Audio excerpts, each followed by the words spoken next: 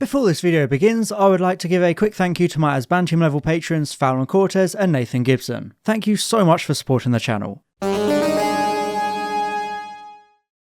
Have you ever wondered if there are imposters among us? Shapeshifters have been a cornerstone of stories for a very long time, with folklore tales telling of werewolves and vampires, demons and succubi, kitsune and skinwalkers. Hell, it even has roots in religion, with gods like Zeus and Loki able to change their forms at will. And naturally, Doctor Who loves the concept just as much, given how often shapeshifters tend to crop up, especially when it comes to the Zygons, who had made their triumphant return to the show in 2013's Day of the Doctor. However, despite their apparent defeat in that episode, showrunner Stephen Moffat was keen to have a sequel, which ultimately became the subject of today's video, the Series 9 two-parter The Zygon Invasion and the Zygon Inversion, where those pesky villains return for revenge with all sorts of twists and turns and strong political commentary. But is it good? Well, as always, that's what I'm here to find out. So get ready, because it's time for a deep dive into the Zygon Inversion. Do you know what?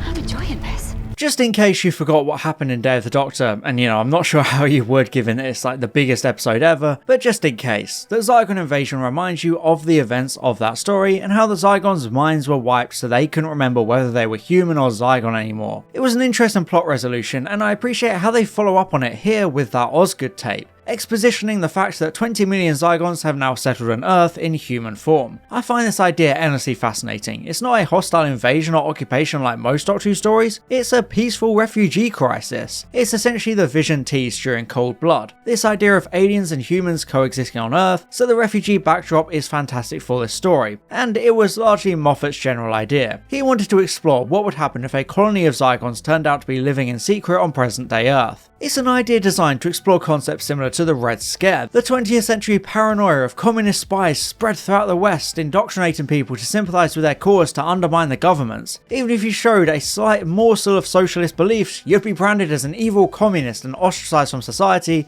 if not much worse. A similar atmosphere of paranoia came in force after the events of 9/11, with rampant Islamophobia causing a lot of people to distrust and despise anyone who just happened to be Muslim or have Middle Eastern ancestry, and sadly 22 years later it's still pretty widespread, which is why this two-parter will always be incredibly relevant.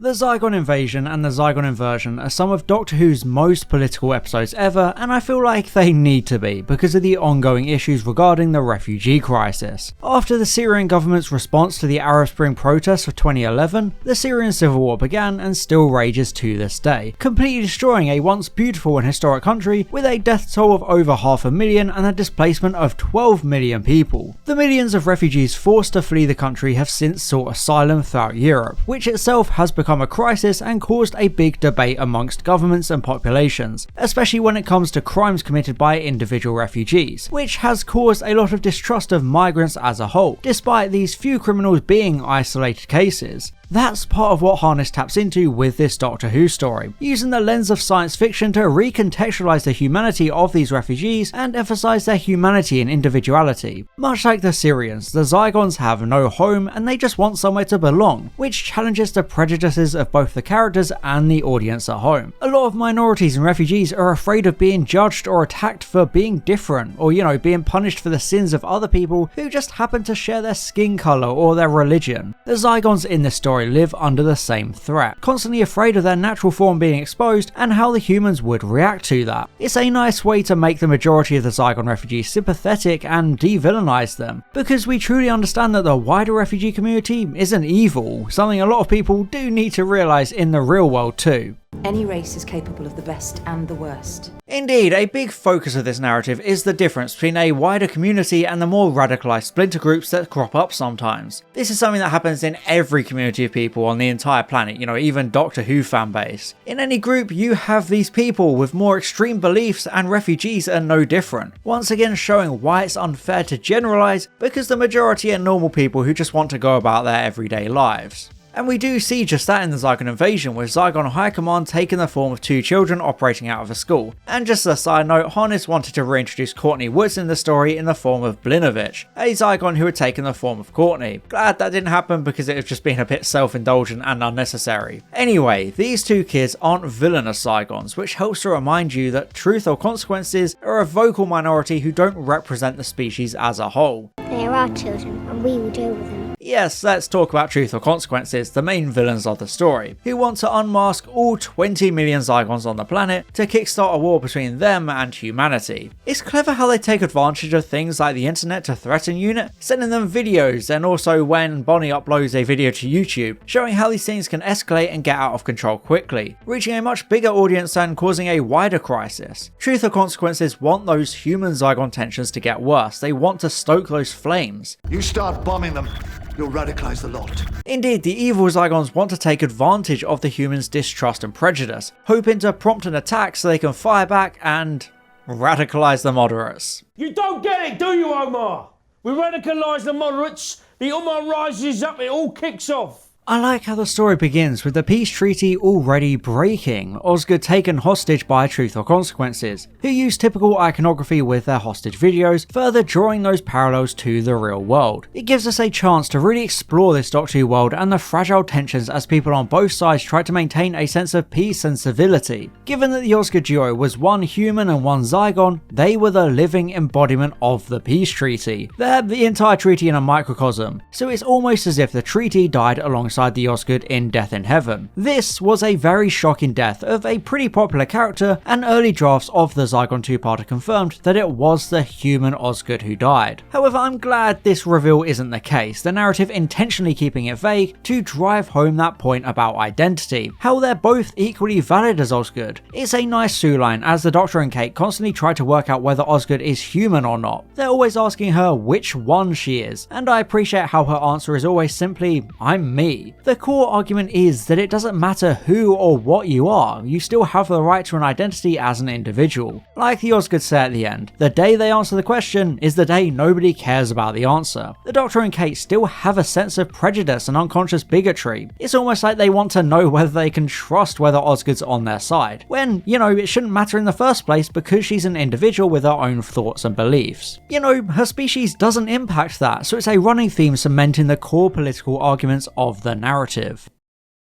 A fair portion of the Zygon Invasion takes place in the New Mexico town of Truth or Consequences, a location filmed in Spain to save money whilst replicating the style. Oh, and of course they have a classic Mexico filter, because how else would you be able to tell where these scenes are meant to take place? I won't lie, these parts of the story sag a lot and kind of drag on, especially when Kate meets a cop in the deserted town, and it's beyond obvious she's a Zygon, but they keep trying to build up the tension in the scene like, ooh, has she got a secret? I just don't think it works very well, even if it's purely there for exposition and an example of the ceasefire breaking down. I guess it's also a way of trying to cast doubt on Kate as a protagonist because she seems to die, with a reveal later coming that she pretended to have been duplicated. But I don't know, the whole Truth or Consequences setting feels a little superfluous and unnecessary to the wider story. Kate herself is also a mixed bag in this story. It's neat how she clashes with the Doctor because of her more aggressive approach to the alien threat, similar to the Brigadier wanting to bomb the Silurians in Season 7, or Harriet Jones wanting to blow up the Sycorax. Isn't that a solution that doesn't involve bombing everyone? Kate is willing to do whatever it takes to save the planet, even if it's not necessarily the moral or ethical Doctor-like thing to do. It gives her some more things to do in the story, adopting a more serious approach without her usual dry quips. She has a defensive intensity that really helps sell the seriousness of the situation, especially because she immediately wants to use the Zygon killing gas, apparently created by the Doctor's former companion Harry Sullivan. Something I like about this story is the look of all the Zygon bases, with this goop everywhere and these pods and mechanical systems that reflect the visual design of the monsters. It creates some nice design synergy, keeping things firmly identifiable whilst also making it look unsettling and alien. It's also fleshy and grim with tendrils and ooze over everything, especially the main Zygon base. Just a side note, I love the idea of the Zygons kidnapping people from tower blocks and taking them underground using a secret lift. That's so quintessentially Doctor Who, and I'm I'm surprised it's only a small aspect of a story. It could easily be the main driving force behind an entire novel or something. The visual direction of the underground base is fantastic, especially the dark lighting and the slow shift into the more biological cave-like scenery of the base. This red lighting is so ominous and it works as perfect sci-fi horror, especially with that reveal of the pods all over the place. It kind of reminds me a lot of the visuals of the movie Aliens, where the protagonists find the xenomorph lair, all these cocoons incubating the monsters. It kind of goes hand in hand with the great body horror of the story, with some excellent effects driving home just how alien the Zygons are as a species and how different they can be. Indeed, when writing this story, Harness was keen to explore body horror in a way similar to Series 6's The Rebel Flesh two-parter. Doctor Who has rarely ever been able to properly utilise body horror because of its main demographic, but I really like how Harness approaches it here, since he wanted a Zygon to assume its natural form in the midst of people. Although in the actual episode, these are clearly meant to be other Zygons, judging by their apathy and lack of reactions. The body horror here is sublime, the effects work fantastic as the unnamed man struggles to maintain his human form, all the suckers popping up on his arms like it's some sort of disease. It creates a very grotesque image, his face swelling up like this, and I think it does a really good job showing that visual distinction between humans and Zygons, along with making him a lot more sympathetic because we can see how much it pains him. As a Zygon, he may look all mean and evil, but he's just a normal being who wants to live his own life, something we see in that heart-wrenching scene of him in the shadows of a shop, trying to hide from the world as the Doctor and Osgood try to reassure him. Like he says, he's not on anyone's side. He was just a bystander and now he'd be rejected by humans and Zygons alike. When he says, "they will kill me," it's never explicitly revealed who he's talking about, and that's why it's so good, because it's applicable to both humans and Zygons. Both sides of this war would kill him for different reasons, and it shows the real casualties involved. I never wanted to fight anyone, I just wanted to live here. A real standout scene from this story comes as the Doctor arrives in the fictional Middle Eastern country of Turkmenistan and meets Colonel Walsh, giving us a great thick of it reunion. The Doctor, Dr. Funkenstein. Yes, we know who you are. The stuff in Turkmenistan is probably the most on the nose and obvious political commentary of the story. They even describe the village as a training camp, so no guesses as to what that might possibly be referring to. I feel like this segment is a good way to show the human response, that immediate leap to retaliation and trying to fight back without trying to strive for a peaceful solution. Right away, Walsh is trying to orchestrate a drone strike on the town, giving us a look at a more traditional unit response compared to Kate's more level-headed science-based approach. It's a neat way to flesh out UNIT as a whole and give them more layers. They're not a hive mind, different members have different ideals and approaches like we see here, so it's nice to see how Walsh personifies these differences to Kate as another high-ranking member. We should have that gas.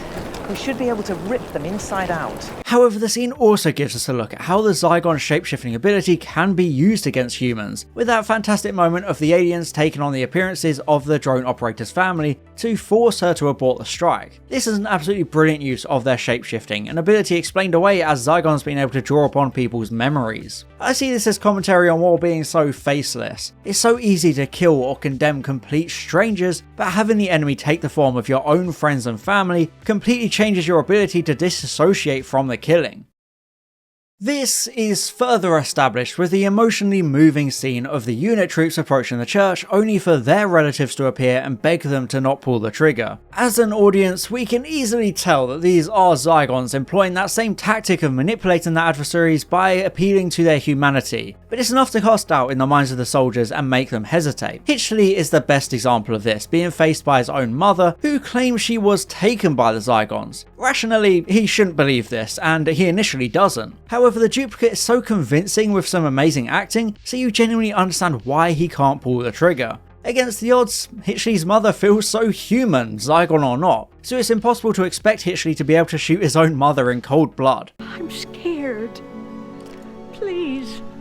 I'm so scared. Rationality goes out of the window here. Not only is there the prospect of her story being correct and her actually being human after all, but even on an instinctual level, this is still the perfect image of his mother standing in front of him. Would anyone be able to make that choice? Even knowing it's a Zygon wouldn't make it any easier to live with the visual of your own loved one dead by your hands. So it's a brilliant use of the shapeshifting to further add layers to the commentary on the humanity of war and how differently people would act when it's made more personal. personal. It's so easy to sit back and call the unit soldiers stupid for falling for such an easy trap, but instead think of it this way: how would you act in this situation? Could you seriously condemn the spitting image of the person you love and trust the most in this world? It's an absolutely chilling and vile tactic by the Zygons, but it's absolutely genius writing on so many levels, and Harness deserves a lot of praise for implementing it.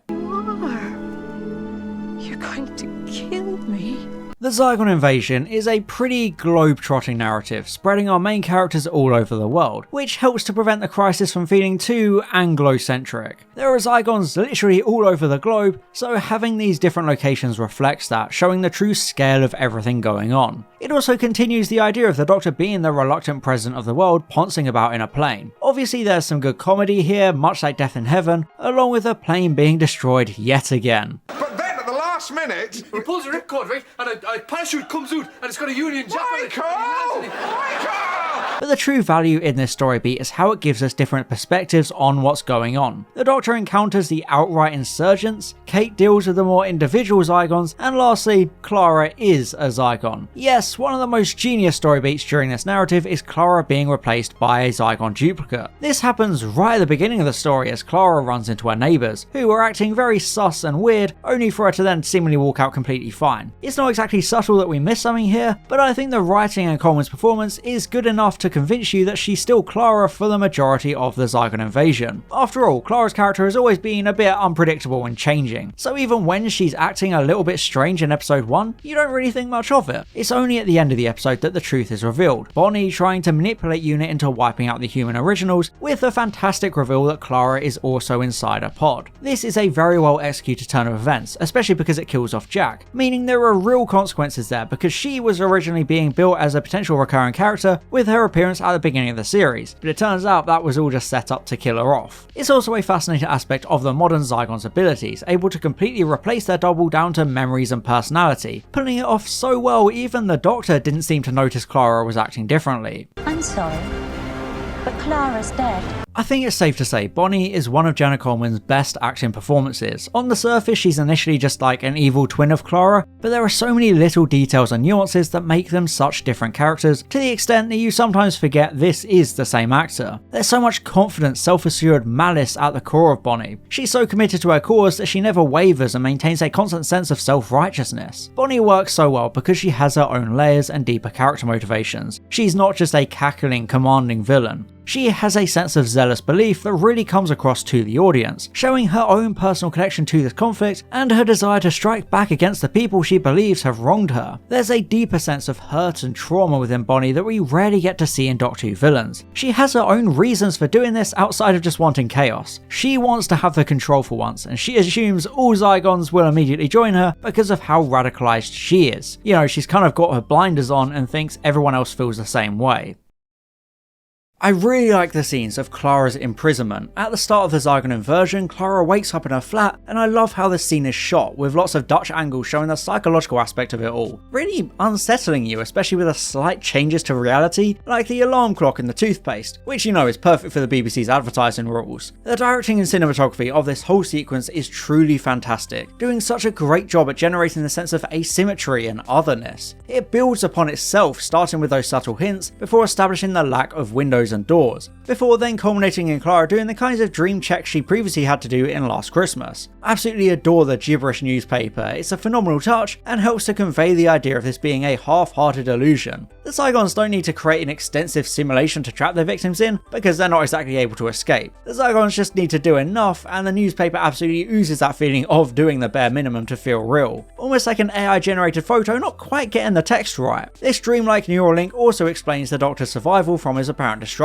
maintaining a sense of agency for Clara as she's able to work against this alien villain who has stolen her very identity. It's a testament to Clara's personal character development during her travels that she's able to keep sabotaging Bonnie whenever she can, something regular old humans wouldn't be able to do. Hell, it still takes time for Clara to properly gain the ability to turn the tables. Initially she can only slightly delay Bonnie's destruction of the plane, but over the course of the Zygon Inversion, Clara is able to push through the barrier more and more to do subtle things like texting the Doctor and winking at him to convey messages. It gives Clara stuff to do within her imprisonment, and it helps to further show how much she has grown and developed as a person. The Doctor warning Clara to not let Bonnie into her memories and, not tell her where and what the Osgood box is could be seen as a classic example of the Doctor trap from the book of the same name. It's a hard concept to describe, but it basically refers to the Doctor's ability to layer subterfuge upon subterfuge. The Doctor trap is convincing a villain that there is a Doctor trap, some bigger scheme. This in turn makes the villain overthink and question everything, therefore sabotaging themselves and allowing the Doctor to win.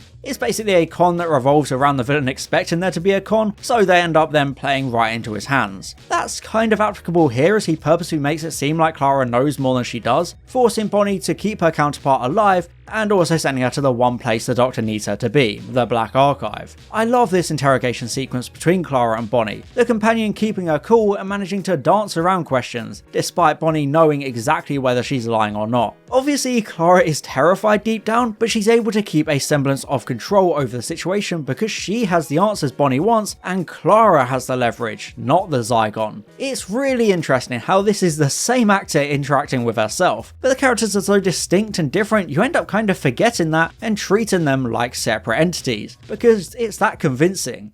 I do like being you, Clara. I also appreciate that the writing shows a little bit of restraint despite Moffat's involvement in the script. Moffat's scripts of Clara always seem to have her oogling herself or wanting to bonk herself because she seems obsessed with self-cest. However, despite this being a situation primed for that kind of joke, they don't do it. There's no flirting or implications. The episode has enough restraint and integrity to play it completely seriously as the showdown it is. It shouldn't really be something I have to praise, but I'm just glad the episode doesn't go down that easy route. I've always been pretty outspoken in my dislike of Osgood. I really couldn't stand her in her previous appearances. However, I do actually quite enjoy her in this story. Sure, she still has a lot of the issues that made her so insufferable before, like the fangirl self-insert writing and the annoying quirkiness, but she actually has more dimensions and layers in this story. It's Osgood's message that kickstarts the narrative, but she only properly appears towards the end of part 1 as the Doctor rescues her. However, with the reveal of Clara being compromised, Osgood becomes a bit of a temporary companion helping the Doctor in part 2. They have some great moments of banter back and forth. Don't look at my browser history.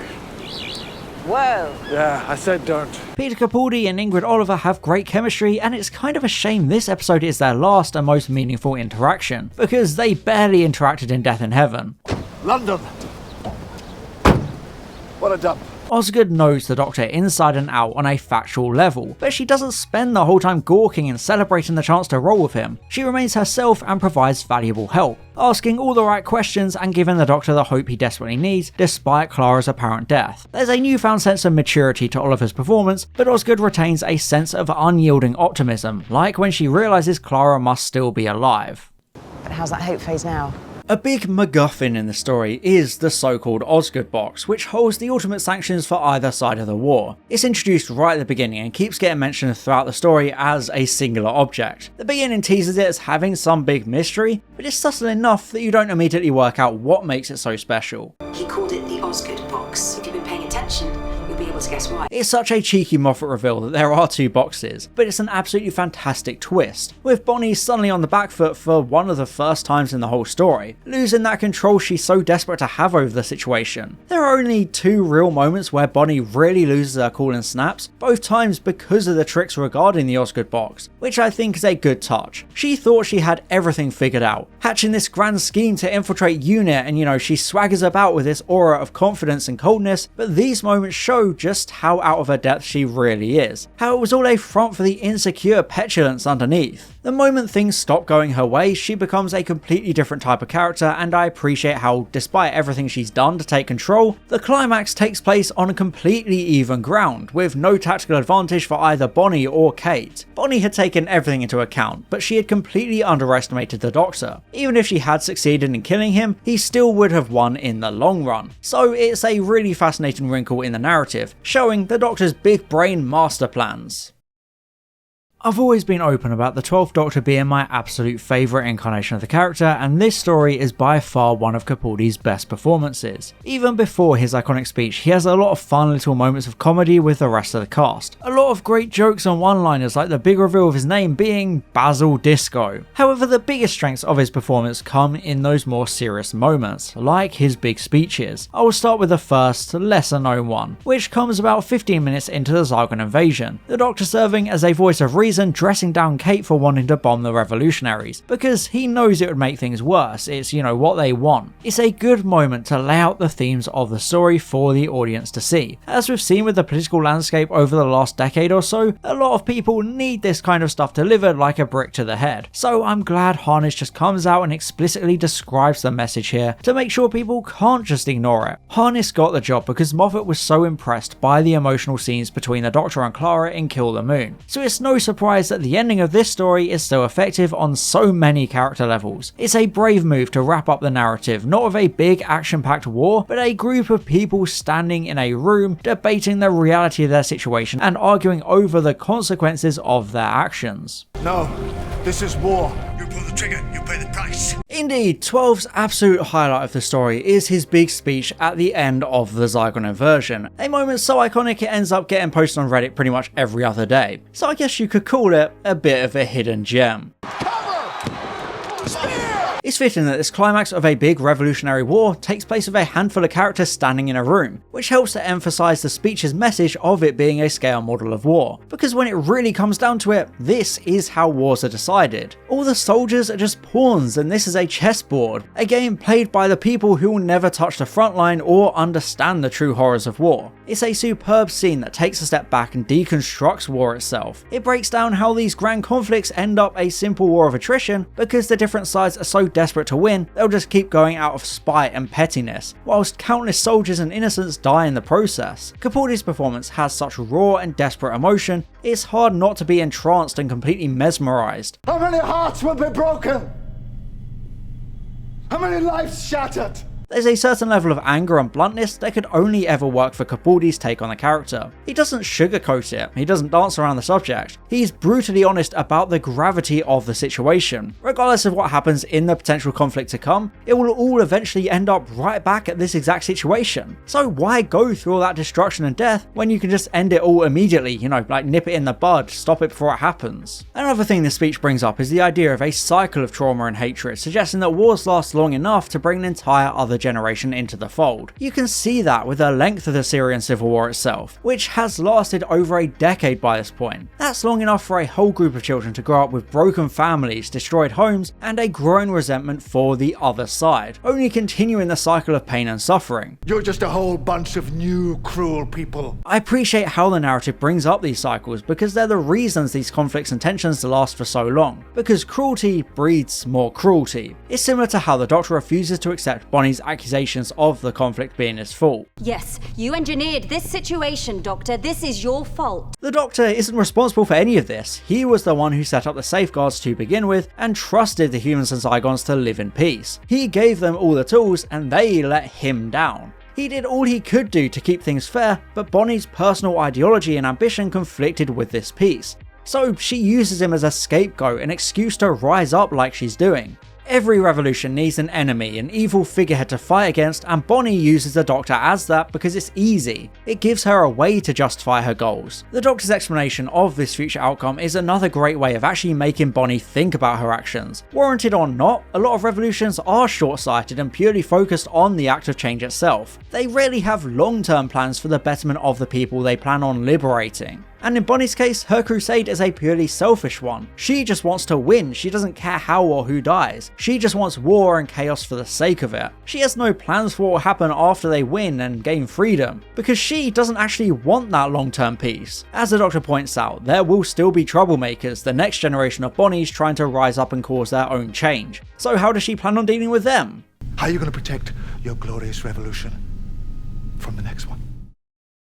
From a technical standpoint, this scene is a masterpiece of minimalism. The whole thing is filmed just twice as long single takes, using different camera angles. It makes it all feel so much more real. It isn't overly polished, there are a couple of stutters and voice cracks here and there, which adds to the emotion and atmosphere of it all, especially because there's almost no music throughout the entire scene, which really makes you focus on the actual performances and writing of it all. There's nothing to distract you, no big triumphant or dramatic Marigold score for the majority of it. It's just this magnificent speech being allowed to stand on its own 2 feet. Also, if it really was filmed in just 2 long takes, that means Capaldi memorised the entire nearly 10-minute speech and flawlessly recounted it, which further speaks to his phenomenal acting quality and ability to effortlessly assume the role of the Doctor. I also appreciate the mini journey 12 goes through during the course of this whole sequence. He starts off as a bit high and mighty, acting as this objective moral authority, but as he goes on, he grows more desperate and practically starts begging Kate and Bonnie to stop. Listen to me, listen. I just want you to think. The Doctor has first-hand experience of these kinds of big decisions, experience which is especially fitting considering the episode this story serves as a sequel to. The Doctor is almost offended at Bonnie accusing him of not understanding the situation, especially when the Osgood boxes are clearly meant to resemble the moment from Day of the Doctor, a constant reminder of that horrible choice the Doctor himself had to make. The decision Bonnie is facing, causing death and destruction on a mass scale, is identical to the Doctor's own at the end of the Time War. This is not a war. I fought in a bigger war than you will ever know. He believed he was justified by using the moment to wipe out all Daleks and all Time Lords, so this Time War backdrop is the final piece in the puzzle for making the Doctor's speech so effective and memorable. 12's guilt and anguish at the pain of the Time War is honestly phenomenal, admitting he constantly hears the screams from the war. Every single moment of every single day is a constant reminder of the atrocities he saw and all the ones he himself committed, so it really shows that Bonnie has no actual justification for what she's doing when the Doctor is the one who has been through it all before. He's so desperate for peace, not just because it's the right thing to do, but because he wants to try and save Kate and Bonnie from feeling that same pain he had to feel and still constantly lives through. He's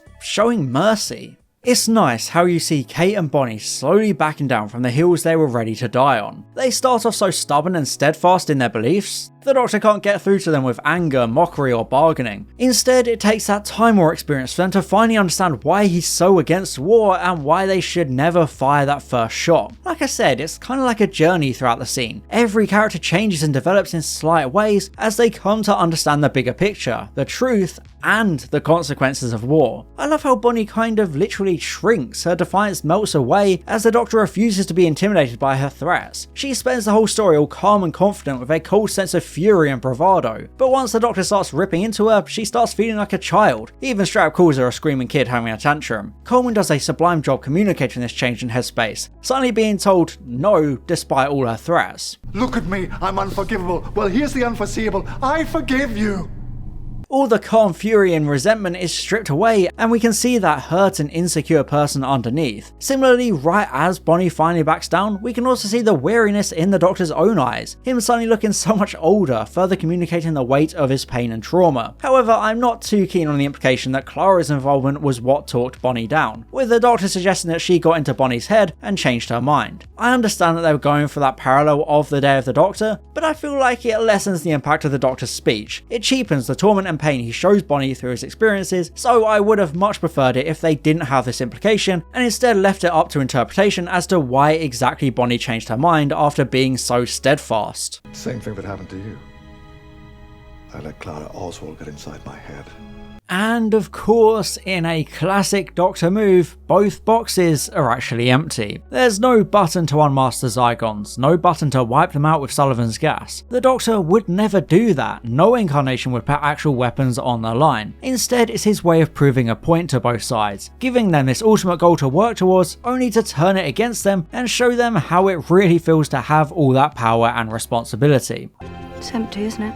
I really love this reveal, especially the concept that this isn't the first time it's happened. There will always be revolutionaries and humanity will always fall into the same trap of wanting to squash them immediately. The Doctor could never permanently stop that from happening, but the best he can do is keep leading them back to the same place to talk them down before wiping their memories to preserve the secret. No, well, you said that the last 15 times. Again, it's all very Moffat-y, but it works a treat and caps off the commentary about these cycles. War will always exist, but this is his best shot at managing it, goading them right to the edge, knowing they can't actually do anything, but allowing them to develop an understanding of the consequences by their own accord. He doesn't trust them enough to not blow each other up, but he respects them enough that he wants them to honestly back down because, they truly get it. It's genius storytelling and the most Doctor-like approach to the whole messy situation.